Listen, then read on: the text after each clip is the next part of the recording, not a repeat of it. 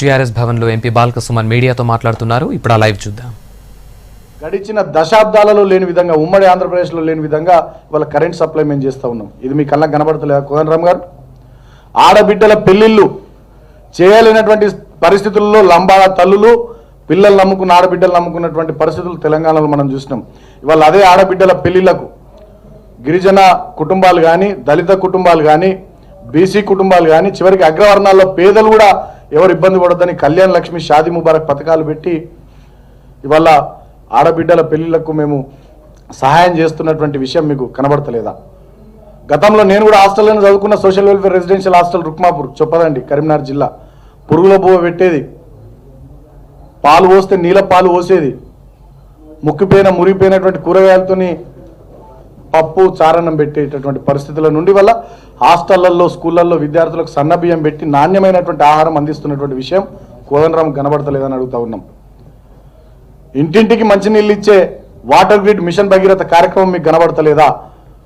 సమైక్య రాష్ట్రంలో ఉద్దేశపూర్వకంగా తెలంగాణ చెరువులన్నింటిని విధ్వంసం చేస్తే తెలంగాణ చెరువులన్నింటినీ కూడా పునరుద్ధరిస్తూ మిషన్ కాకతీయ కార్యక్రమం వల్ల తెలంగాణ గ్రామీణ జీవనాన్ని తిరిగి బతికించడానికి మేము చేస్తున్నటువంటి ప్రయత్నం మీకు కనబడతలేదా? 1330 టీఎంసీల కృష్ణా గోదావరి నదుల నీళ్లు తెలంగాణ బీడు భూములకు మళ్లించాలనే తపనతో మేము గడుతున్నటువంటి ఇరిగేషన్ ప్రాజెక్టులు, దీంట్లో మా కమిట్మెంట్ కనబడతలేదా అని చెప్పి కోదండరామ్ గారిని అడుగుతా ఉన్నాం.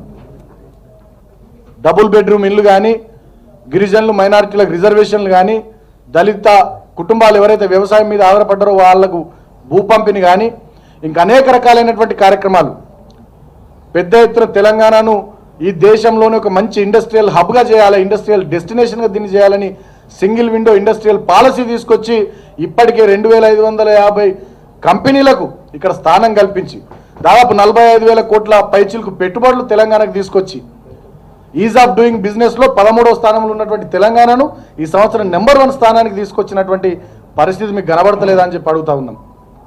వాళ్ళ భారతదేశ ఐటీ ఎగుమతులతో పోలిస్తే తెలంగాణ రాష్ట్ర ఐటీ ఎగుమతులు అధికమనేటటువంటి విషయం మీకు కనబడతలేదా అని అడుగుతా ఉన్నాం.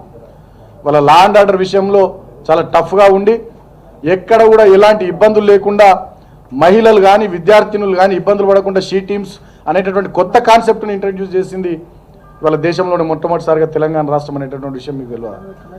ఒకవైపు సంక్షేమము, ఇంకోవైపు అభివృద్ధి కార్యక్రమాలతో అగ్రగామి రాష్ట్రంగా తెలంగాణను మలచాలనేటటువంటి తపనతో మా ముఖ్యమంత్రి కేసీఆర్ గారు, యంగ్ అండ్ డైనమిక్ మినిస్టర్గా మా మంత్రి కేటీఆర్ గారు మేమంతా కూడా పనిచేస్తూ ఉంటే వాళ్ళు చచ్చిపోయినటువంటి కాంగ్రెస్ పార్టీతో చేతులు కలిపి ఆ కాంగ్రెస్ పార్టీని ఎట్లాగైనా తెలంగాణలో బతికించాలనేటటువంటి తపనతో, ఈర్ష్యతో, దుగ్ధతో తెలంగాణ ప్రభుత్వం మీద అడ్డగోలుగా నోరు పారేసుకుంటూ రోజు ఎక్కడ టెంట్ కనబడితే అక్కడ, ఎక్కడ మైక్ దొరికితే అక్కడ, ఎక్కడ టీవీల కెమెరాలు కనబడితే అక్కడ పూనకబచ్చడంలాగా ఊగిపోతూ తెలంగాణ ప్రభుత్వం మీద మీరు విమర్శలు చేస్తుంటే బాధ్యత కలిగినటువంటి మంత్రులు, ఎంపీలు, ఎమ్మెల్యేలు అందరూ నోరులు మూసుకొని ఉండాలా?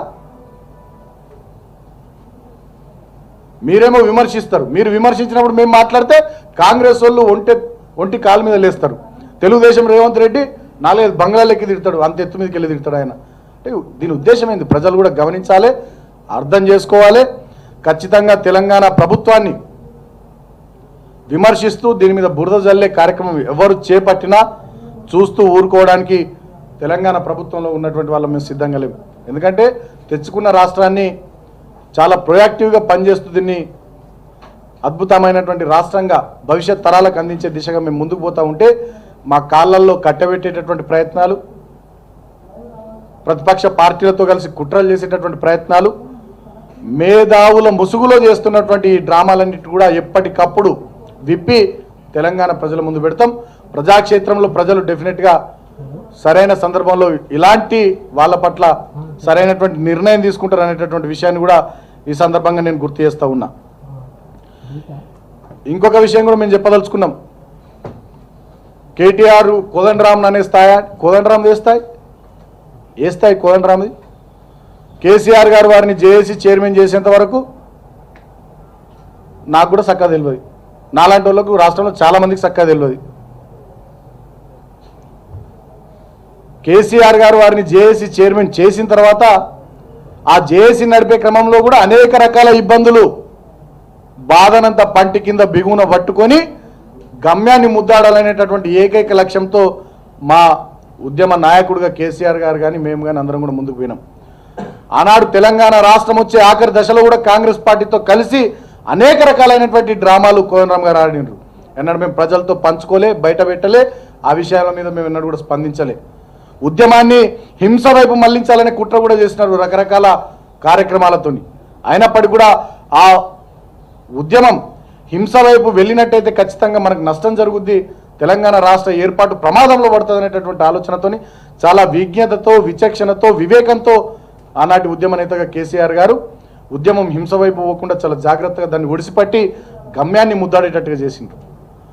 కాబట్టి 14 సంవత్సరాల పాటు ఉద్యమం చేసినటువంటి వ్యక్తులుగా ఎవరు ఎన్నడూ తెలంగాణ అనన్నాడు తెలంగాణ జెండా పట్టుకొని బయలుదేరినటువంటి ఉద్యమ సంస్థగా తెలంగాణ తెచ్చుకున్నడు మాకు ఎంత ఇంపార్టెంటో తెచ్చిన తెలంగాణను చాలా అద్భుతంగా అభివృద్ధి చేసుడు కూడా అంతే ఇంపార్టెంట్. ఆ అభివృద్ధి చేసే క్రమంలో మేము మంచిగా ముందుకు పోతా ఉంటే కళ్ళుగుట్టి ఈ ప్రభుత్వం ఇట్లనే మంచిగా పనిచేస్తే భవిష్యత్తులో మాకు ఇక్కడ పుట్టగతులు ఉండవని, మాకు ఇబ్బందులు తప్పవని, మా పార్టీల జెండాలకు ఇక్కడ స్థానాలు ఉండవని గతంలో